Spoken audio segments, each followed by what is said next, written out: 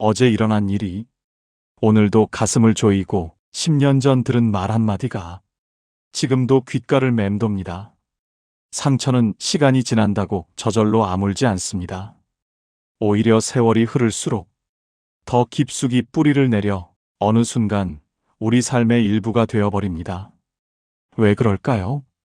왜 우리는 좋았던 기억보다 아팠던 순간을 더 선명하게 기억하는 걸까요?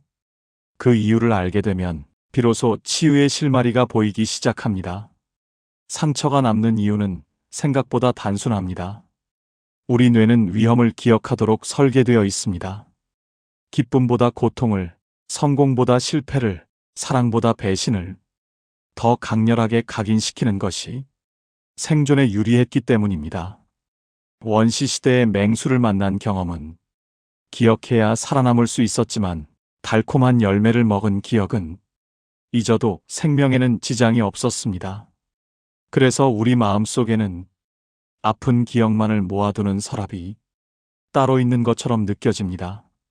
그런데 문제는 현대를 살아가는 우리에게 그 기억의 방식이 여전히 작동한다는 점입니다.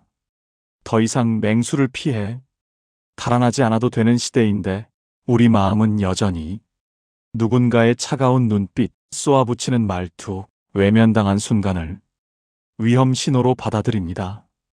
그리고 그 신호는 반복해서 울립니다. 비슷한 상황이 오면 과거의 그 장면이 되살아나고 우리는 또다시 같은 감정에 휩싸입니다. 이것이 상처가 쉽게 아물지 않는 첫 번째 이유입니다. 상처는 단순히 과거에 머물러 있지 않습니다. 현재의 우리를 계속해서 흔들고 미래의 선택까지 가로막습니다. 그렇다면 우리는 이 기억의 굴레에서 어떻게 벗어날 수 있을까요? 그 답은 기억을 지우는 것이 아니라 기억과의 관계를 바꾸는 데 있습니다. 어떻게 바꿀 수 있는지는 조금 더 깊이 들어가 봐야 알 수 있습니다. 과거의 기억이 현재를 흔드는 방식은 우리가 생각하는 것보다 훨씬 교묘합니다. 누군가 아무렇지 않게 던진 말 한마디, 무심코 지나친 눈빛 하나가 예상치 못한 순간에 되살아나 우리를 무너뜨립니다. 아침에 일어나 창밖을 보는데 갑자기 10년 전 헤어진 사람이 떠오르고 길을 걷다가 어떤 냄새를 맡는 순간 잊고 있던 슬픔이 밀려옵니다. 이유도 모른 채 가슴이 먹먹해지고 눈시울이 뜨거워집니다. 이런 일이 생기는 이유는 기억이 논리적으로 저장되지 않기 때문입니다. 우리 뇌는 감각, 감정, 상황을 하나의 묶음으로 저장합니다. 그래서 비슷한 감각이 주어지면 그때의 감정이 함께 되살아나는 것입니다. 커피 향기를 맡으면 누군가와 나눈 대화가 떠오르고 특정 계절이 오면 그때의 외로움이 다시 찾아옵니다. 이것은 우리가 약해서가 아닙니다. 기억의 작동 방식이 원래 그렇습니다. 그런데 여기서 중요한 사실 하나가 있습니다.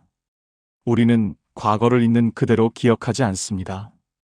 기억은 떠올릴 때마다 조금씩 변형됩니다. 현재의 감정 상태, 생각, 해석이 과거의 장면에 덧씌워지면서 원래와는 다른 모습으로 재구성되는 것입니다. 슬플 때 떠올린 과거는 더 비극적으로 느껴지고 외로울 때 생각나는 사람은 더 그리워집니다. 결국 우리가 괴로워하는 것은 과거 그 자체가 아니라 현재의 내가 재해석한 과거입니다. 이 말은 곧 우리에게 선택권이 있다는 뜻입니다. 기억을 지울 수는 없지만 기억을 바라보는 방식은 바꿀 수 있습니다. 그 상처가 나를 정의하는 전부가 아니라 내가 겪은 여러 경험 중 하나라고 위치를 조정할 수 있습니다. 그렇다면 구체적으로 어떤 방법이 있을까요? 그 답은 우리가 흔히 생각하는 것과는 조금 다른 곳에 있습니다. 상처를 치유하는 방법을 이야기할 때 사람들은 주로 망각을 떠올립니다. 잊어버리면 된다고, 시간이 지나면 괜찮아진다고 말합니다. 하지만 진짜 치유는 있는 것이 아닙니다. 상처를 있는 그대로 인정하되 그것이 내 전부를 지배하지 않도록 거리를 두는 것입니다. 이것은 회피가 아니라 성숙한 대면입니다. 어떤 사람들은 상처를 덮으려고 애씁니다. 바쁘게 일하고 끊임없이 무언가를 하고 생각할 틈을 주지 않습니다. 그러나 덮인 상처는 곪습니다. 표면은 평온해 보여도 안쪽에서는 계속 골마가다가 어느 날 예상치 못한 순간에 터져버립니다. 그때는 더 큰 고통이 찾아옵니다. 그러니 덮지 말아야 합니다. 그보다는 그 상처를 꺼내서 햇빛 아래 두어야 합니다. 햇빛 아래 둔다는 것은 그 상처를 직시한다는 뜻입니다. 왜 아팠는지, 무엇이 나를 그토록 흔들었는지, 그 순간 내가 진짜 원했던 것은 무엇이었는지 찬찬히 들여다보는 것입니다. 이 과정은 쉽지 않습니다. 다시 아플 수도 있습니다. 하지만 이 고통은 이전의 고통과 다릅니다. 이전의 고통이 무기력한 고통이었다면 이것은 능동적인 고통입니다. 내가 선택한 고통입니다. 그리고 선택한 고통은 힘을 줍니다. 직시한 다음에는 이해의 단계가 옵니다. 나를 아프게 한 사람도 자신의 상처를 가지고 있었을지 모릅니다. 그 사람이 나에게 한 행동은 나 때문이 아니라 그 사람 내면의 문제였을 수 있습니다. 이것은 그 사람을 용서하라는 말이 아닙니다. 다만 그 일이 나의 가치를 깎아내리는 증거가 아니라는 것을 이해하는 것입니다. 나는 여전히 온전합니다. 상처를 입었지만 부서지지 않았습니다. 그리고 마지막 단계는 선택입니다. 이 상처를 내 인생의 중심에 둘 것인가, 아니면 한쪽 구석으로 옮겨 놓을 것인가. 상처는 사라지지 않습니다. 하지만 그것이 차지하는 공간의 크기는 조절할 수 있습니다. 매일 꺼내서 들여다보지 않아도 됩니다. 가끔 떠오를 때 인정하고 다시 제자리에 놓으면 됩니다. 그렇게 하다 보면 어느새 그 상처는 나를 정의하는 것이 아니라 내가 겪어낸 하나의 경험이 됩니다.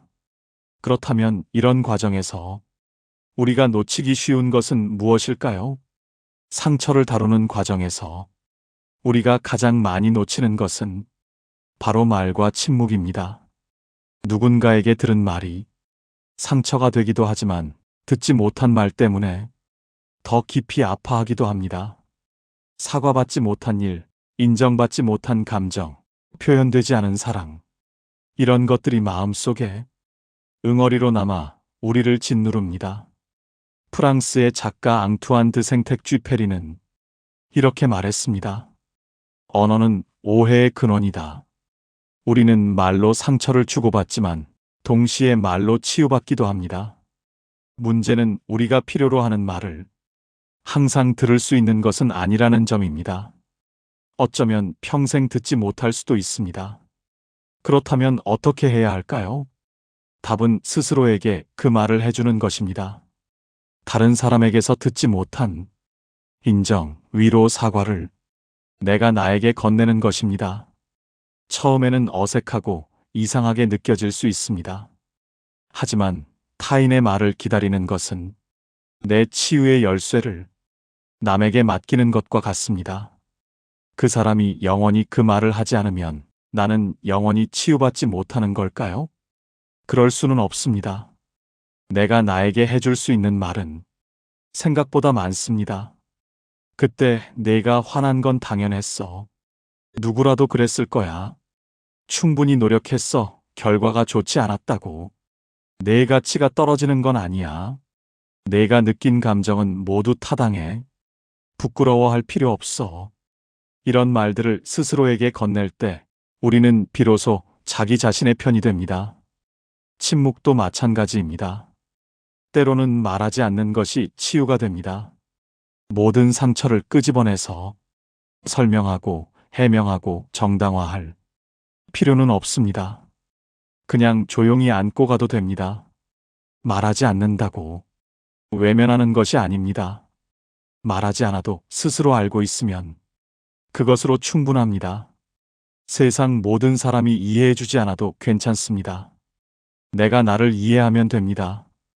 그리고 중요한 것은 상처를 준 사람에게 굳이 복수하거나 설명을 요구할 필요가 없다는 것입니다. 그들이 사과하지 않아도, 반성하지 않아도 나는 앞으로 나아갈 수 있습니다. 그들의 태도가 내 치유를 결정하지 않습니다. 나의 선택이 결정합니다. 그렇다면 이제 우리가 마주해야 할 마지막 질문은 무엇일까요? 상처를 완전히 치유할 수 있을까요? 아마도 어떤 상처는 평생 남을 것입니다. 그리고 그것은 슬픈 일이 아닙니다. 상처는 우리가 살아온 증거이기도 하기 때문입니다. 상처가 없다는 것은 아무것도 겪지 않았다는 뜻이고, 아무것도 겪지 않았다는 것은 진짜 삶을 살지 않았다는 뜻입니다. 우리는 상처를 가진 채로 살아갑니다. 그리고 그것은 괜찮습니다. 상처가 있다고 해서 불완전한 사람이 되는 것은 아닙니다. 오히려 상처는 우리를 더 깊은 사람으로 만듭니다.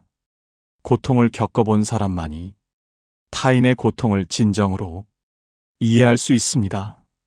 외로움을 느껴본 사람만이 외로운 사람 곁에 진심으로 머물 수 있습니다. 상처는 우리를 연결합니다. 어느 철학자는 이렇게 말했습니다. 상처받지 않으려면 사랑하지 말아야 한다. 하지만 사랑하지 않는 삶은 사는 것이 아니다. 우리가 상처를 피할 수 없는 이유는 우리가 사랑하고 기대하고 바라기 때문입니다. 그것은 인간의 본성입니다.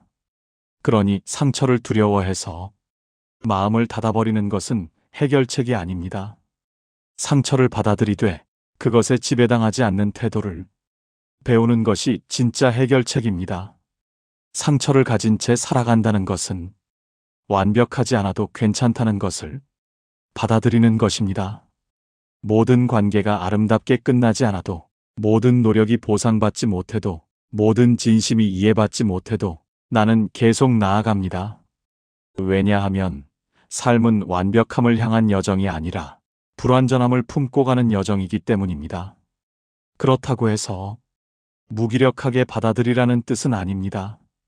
상처를 인정하되 그것이 나를 멈추게 하지는 않습니다. 오늘 아팠다면 내일은 조금 덜 아플 수 있도록 노력합니다. 완전히 낫지 않아도 괜찮습니다. 조금이라도 나아지면 됩니다. 그 조금씩의 변화가 쌓이면 어느 날 돌아보았을 때 예전의 내가 아닌 사람이 되어 있을 것입니다. 상처를 가진 채로 살아가는 것은 용기입니다. 세상이 나를 무너뜨리려 해도 나는 다시 일어섭니다. 완벽하지 않은 모습 그대로, 상처난 마음 그대로 나는 여전히 가치 있는 사람입니다. 이것을 아는 순간 치유는 이미 시작된 것입니다. 그렇다면 지금 이 순간부터 우리가 할 수 있는 가장 작은 변화는 무엇일까요? 치유는 거창한 결심에서 시작되지 않습니다. 아주 작은 태도의 변화에서 시작됩니다. 오늘 하루 나 자신에게 조금 더 친절해지는 것. 그것만으로도 충분합니다. 과거의 실수를 떠올릴 때 스스로를 질책하는 대신 그때는 그게 최선이었어라고 말해주는 것. 누군가의 말에 상처받았을 때 내 탓이야라고 생각하는 대신 그 사람도 힘들었나 보다. 하지만 그건 내 문제가 아니야라고 거리를 두는 것. 상처는 단번에 아물지 않습니다. 하지만 매일 조금씩 손을 대다 보면 어느새 딱지가 앉고 살이 돋고 흉터만 남습니다. 흉터는 아프지 않습니다.